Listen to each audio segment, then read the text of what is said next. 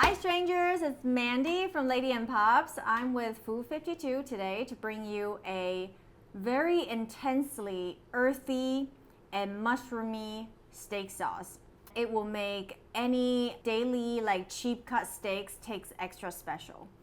So the first thing that we're going to do, which is a very crucial ingredient that you're gonna make, that kind of differs from all the other mushroom steak sauce out there, is that you're gonna have to make a dried mushroom powder.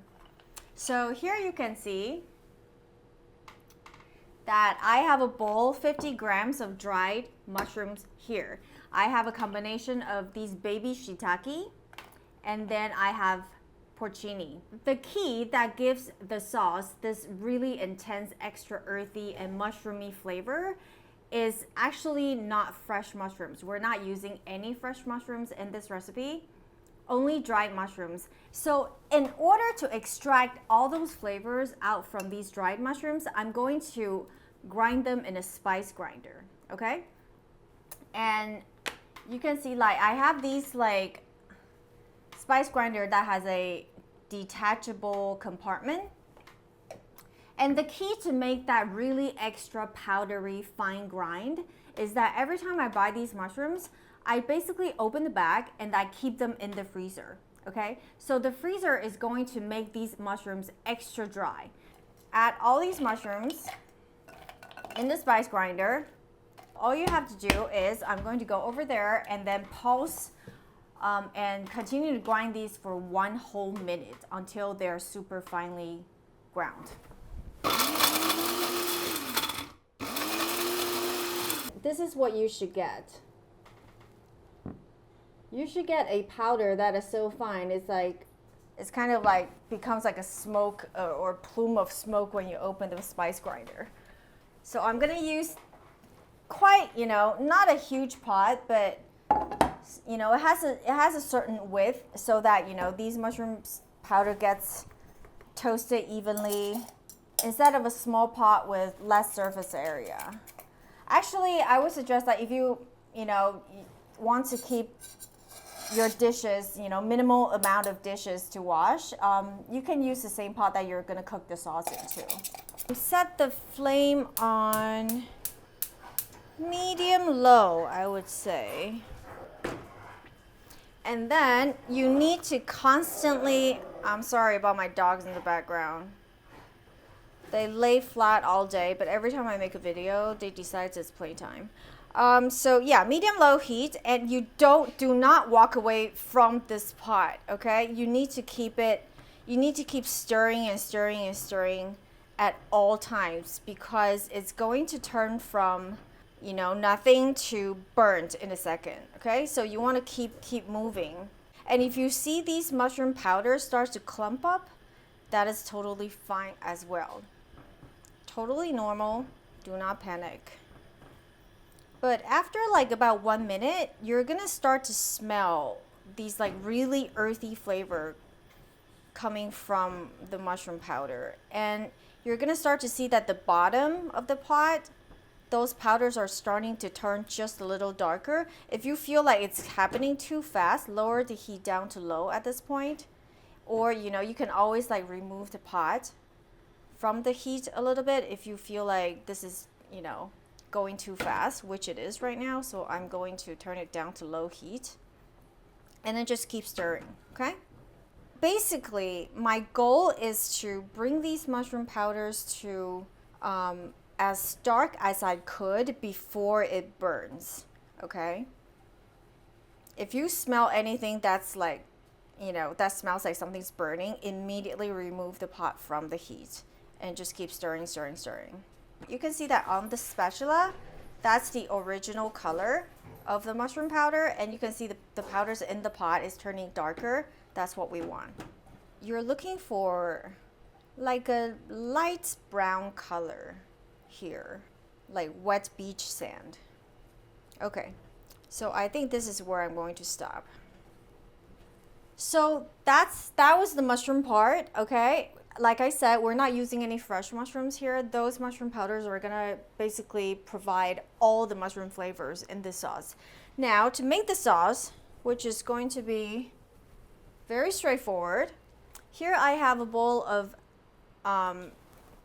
thyme, fresh thyme, rosemary, and then like a small handful of sage leaves, okay?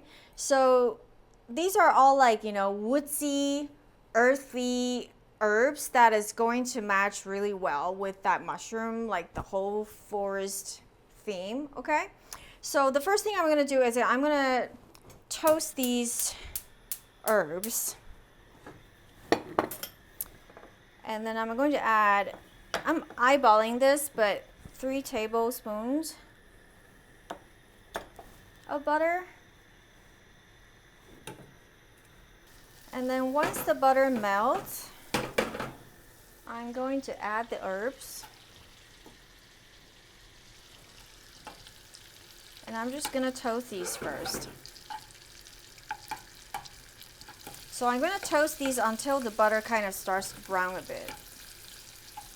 Now I'm going to take about half of these herbs out to use them kind of like as a little garnish later on. And I'm gonna leave half of them in the pot for flavor.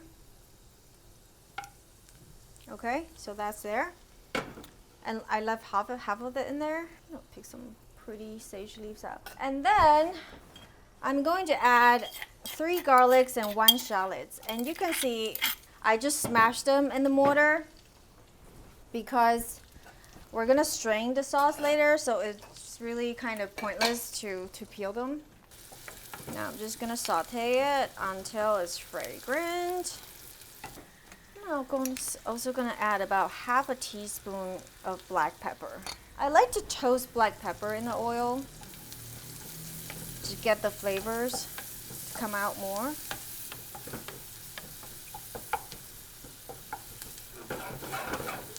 I'm going to add milk and heavy cream, basically half and half, okay? Half whole milk, half heavy cream.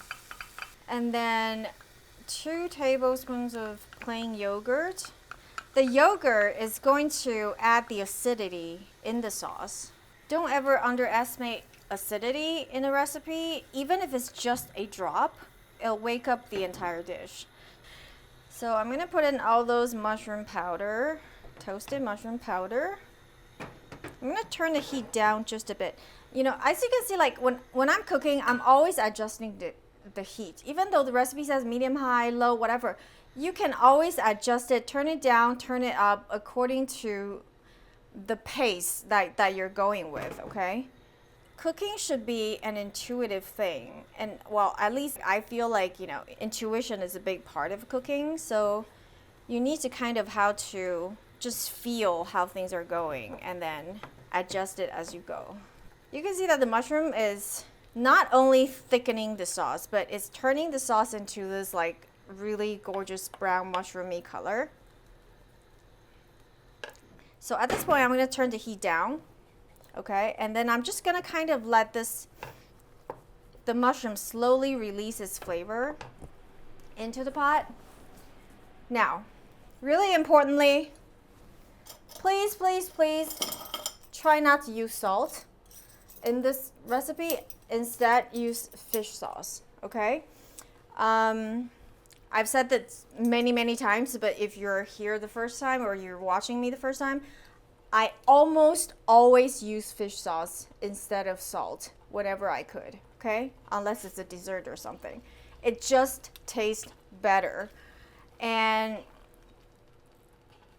just like a good soy sauce or wine or whatever, there is difference in the quality of different brands of fish sauce. So try to get a good bottle, and it makes all the difference in the world.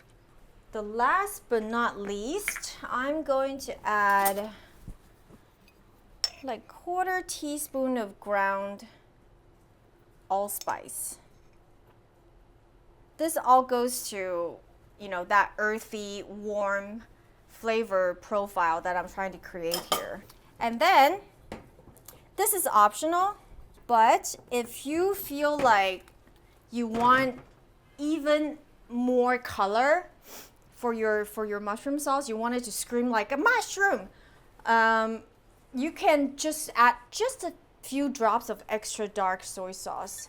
That is kind of my I'm not gonna say secret, but you guys said it many times. It's kind of my like my way to cheat like that rich color of a sauce. It doesn't matter if it's gravy or mushroom sauce or whatever.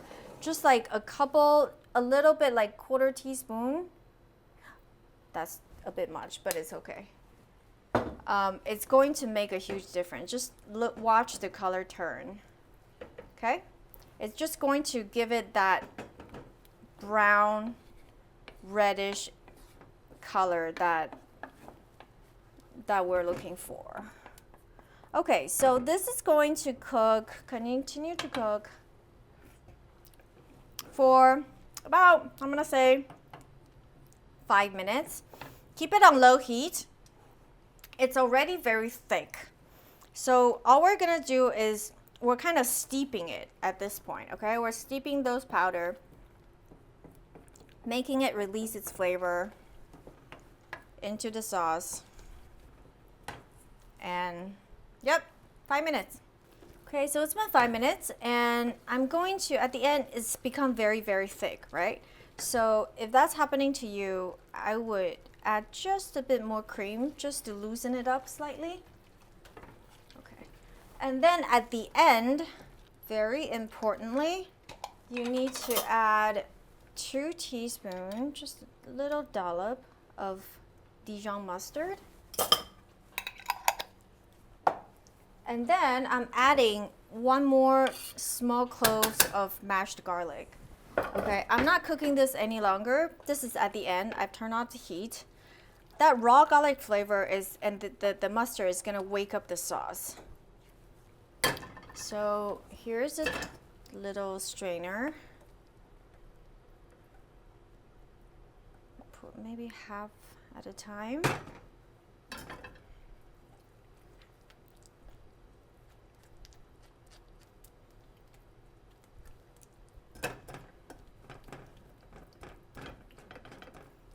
Because the sauce is really thick, so you need to, if you feel like it's a little bit too thick, you can again add just a little bit cream to thin it out. But you can adjust the consistency before or after straining. It doesn't really matter. And then discard the solid.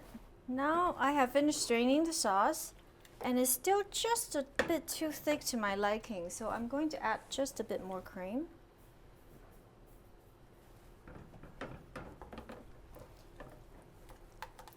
And also, if you want the sauce to be extra rich, you can always add 1 more tablespoon of butter and just let it melt into the sauce.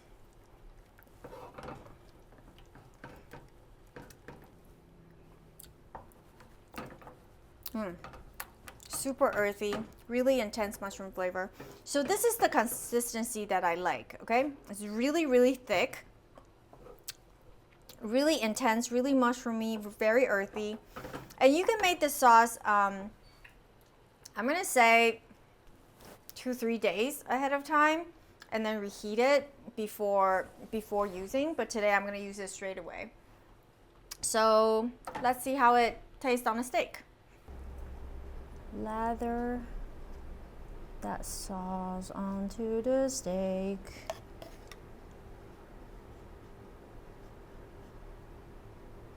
Don't be shy about it either.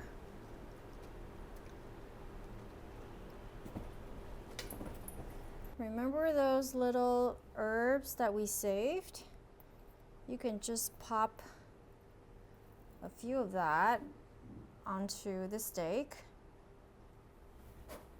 Just as like a little garnish, okay?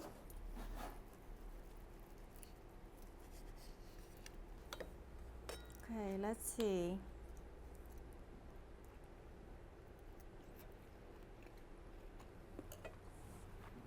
Amen.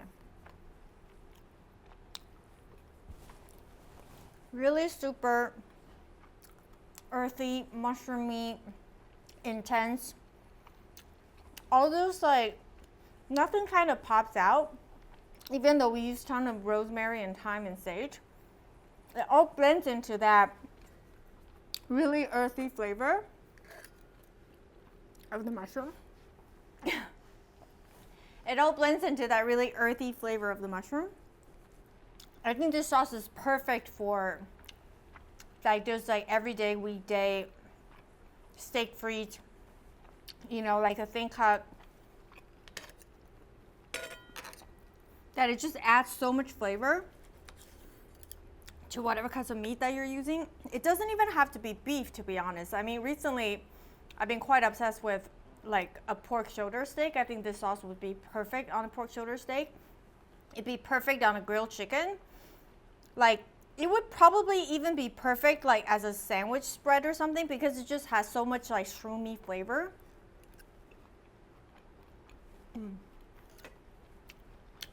I mean, this piece of steak itself is not some fancy cut.